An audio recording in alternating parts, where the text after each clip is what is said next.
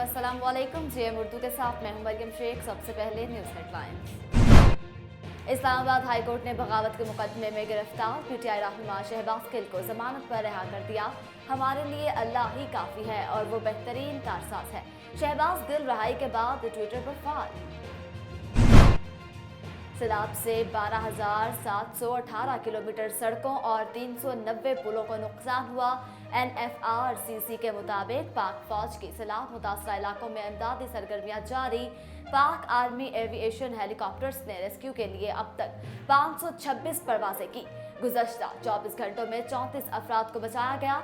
अब तक हेलीकॉप्टर्स के जरिए 4,570 फंसे अफराद को निकाला जा चुका है।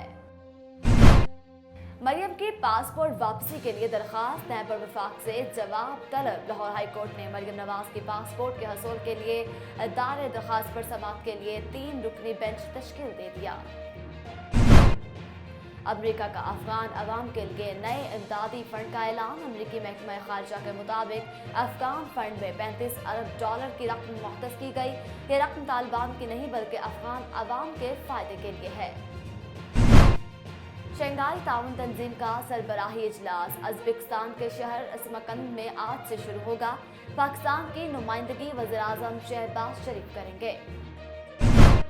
वज़ीर-ए-आज़म मोहम्मद शहबाज शरीफ से वफाकी वज़ीर इंफॉर्मेशन टेक्नोलॉजी सैयद अमीनुल हक, रुकन कौमी असम्बली खालिद मकबूल सिद्दीकी की मुलाकात। सैलाब से मुतासरा इलाकों में जारी बहाली के कामों पर बातचीत। वज़ीर आला पंजाब चौधरी परवेज इलाही से अटक के अरकान पंजाब असम्बली मोहम्मद मलिक अनवर और मलिक जमशेद अल्ताफ की मुलाकात। बाहमी दिलचस्पी के अमूर पर सियासी सूरत-ए-हाल और तरक्याती मंसूबों पर पेशरफ्त पर तबादला ख्याल किया गया। परवेज इलाही ने कहा, दावों की बजाय अमल पर यकीन रखता हूँ।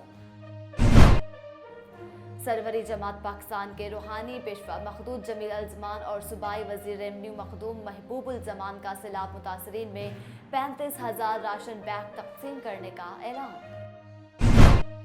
लाड़काना में सैलाब के बाद बच्चों की सेहत बुरी तरह से मुतासर। अगस्त के महीने में 43,000 से ज्यादा बच्चे शेख ज़ायद चिल्ड्रन अस्पताल पहुंचे। 93 कम उम्र बच्चे दौरान इलाज फौत हो चुके, जबकि इंतजामिया ने अदाद शुमार जारी कर दिए।